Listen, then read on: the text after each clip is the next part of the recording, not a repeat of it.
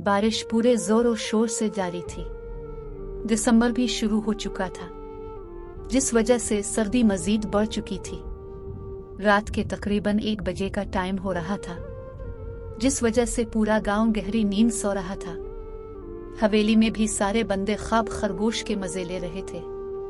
लेकिन अगर हम हवेली की छत पर जाएं तो वहां 2 वजूद ऐसे थे जो अभी तक जाग रहे थे, जिसमें से एक के चेहरे पर मुस्कान थी, जबकि दूसरा वजूद बारिश में भीगने के बाइस मुसलसल कांप रहा था, जिसकी सामने वाले को कोई परवाह नहीं थी।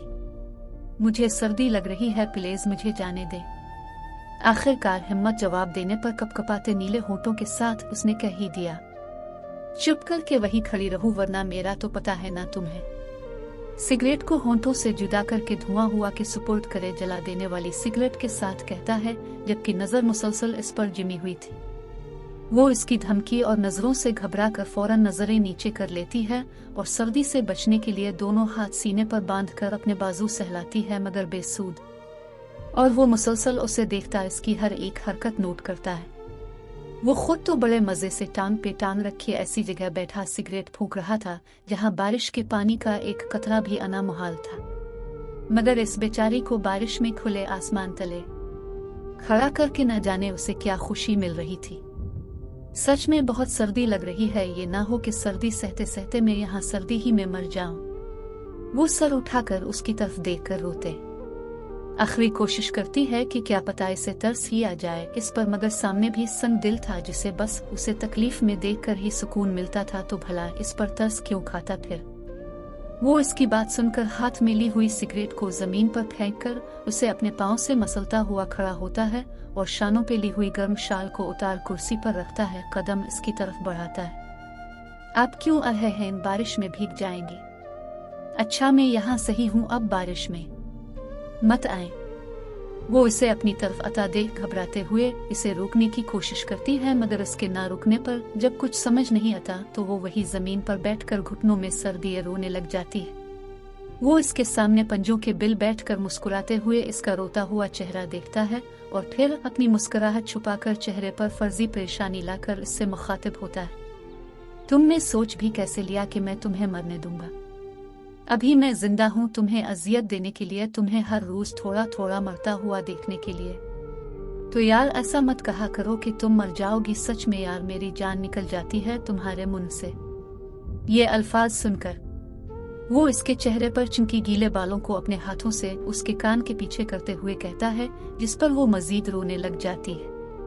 अरे अरे रो क्यों रही हो यार, माना कि मुझे तुम्हारी आंख में ऊंसो अच्छे लगते हैं, मगर वो किया है ना इस बारिश की वजह से समझ नहीं आ रहा कि तुम रो भी रही हो या नहीं। तो यार चुप हो जाओ, रोने का कोई फायदा नहीं। वो इसके ऊंसो साफ करते हुए बड़े प्यार से कहता है, जिस पर वो घबरा कर पीछे दीवार से जा लगती है और वो मुस्कुराता हुआ आसमान की तरफ देखता है, जिससे इसके चेहरे पर भी बारिश की बूंदें पड़ती है। वो भी बारिश में पूरा भीग चुका होता है, मगर सामने वाले से बहुत कम। ये बारिश इतना ना बरस यार, मेरे महबूब के आंसू नजर नहीं आ रहे। वो शेर बोलकर जैसे ही मुंह नीचे करता है तो इसको ऐसे ही रोता देखकर गुस्से से धाड़ता है।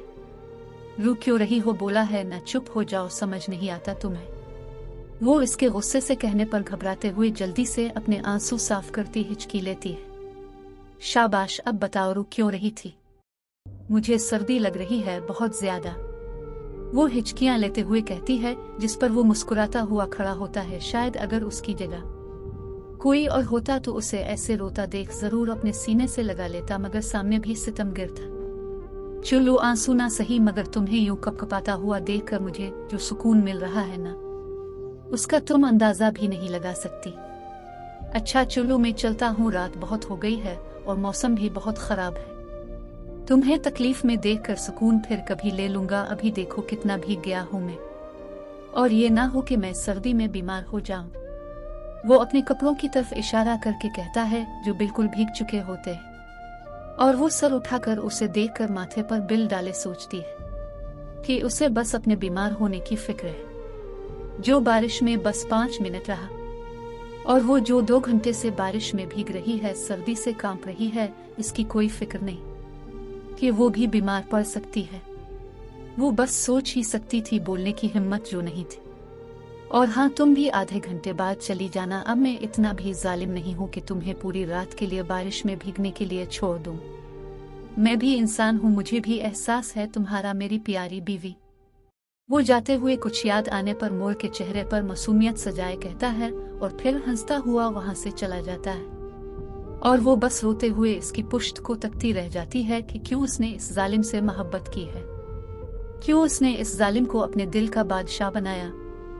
और अब यही जालिम इसका मजाजी खुदा भी था। वो अब चाहकर भी कुछ नहीं कर सकती थी। शायद सारी जिंदगी इसने इस जालिम के जुल्म ही सहने थे। सोहा, सोहा, कहाँ हो बेटी?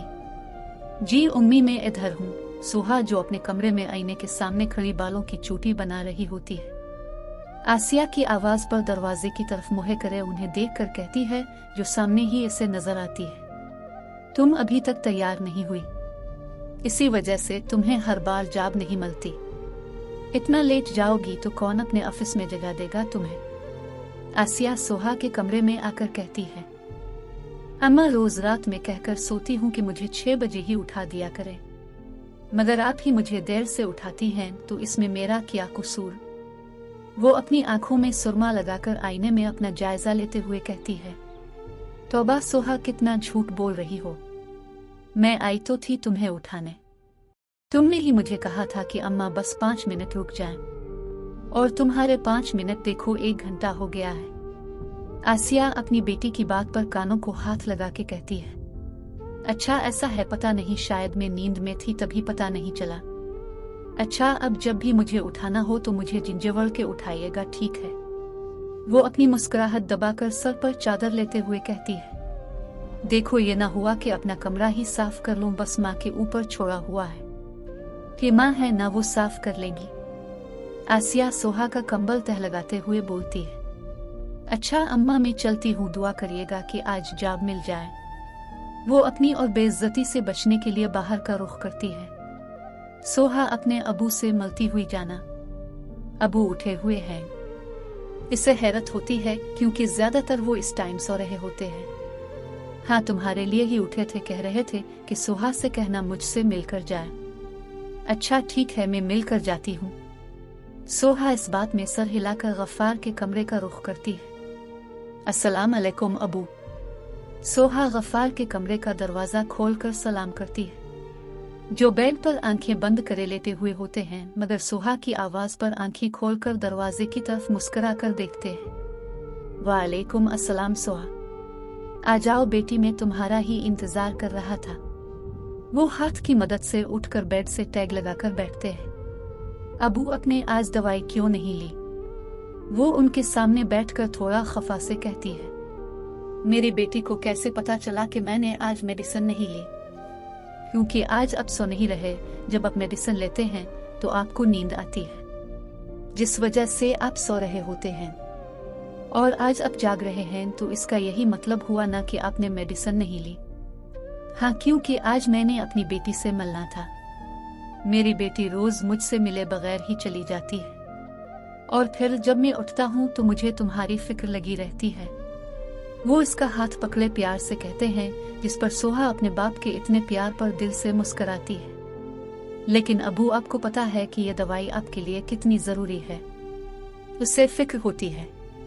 अच्छा, अभी ले लूंगा, तुम बताओ कहाँ नौकरी मिली तुम्हें? वो बात बदलते हुए कहते हैं, अभी कहाँ अबू, 4 दिन से जा रही हूँ मगर कहीं जॉब मिल नहीं रही। आज एक कंपनी से कॉल आई है कि आकर इंटरव्यू दे दे। दुआ करें आज जॉब मिल जाए वहाँ। बेटा, अब मैं सही हूँ, मैं अब दुकान पे बैठ सकता हूँ, तुम बस घर पर ही रहो, इंटरव्यू देने मत जाओ। नहीं अबू, आप बिल्कुल ठीक नहीं हैं, डॉक्टर ने पता है ना आराम का कहा है, तो आप बस आराम करें और मेरी फिक्र ना करें। मैं बिल्कुल ठीक हूँ, इंशाल्लाह आज नौकरी मिल जाएगी। मेरी भी टेंशन खत्म हो जाएगी, अब बस टेंशन ना ले वरना आपकी तबीयत खराब हो जाएगी। सोहा उनकी बात को बीच में ही काट देती है, जिस पर गफ्फार बस खामोशी से उसे देखते हैं। अच्छा ये बताओ, तुम रोहान से बात करती हो? वो कुछ याद आने पर पूछते हैं, जिस पर सोहा नजरें झुका लेती है। इसका मतलब करती हो?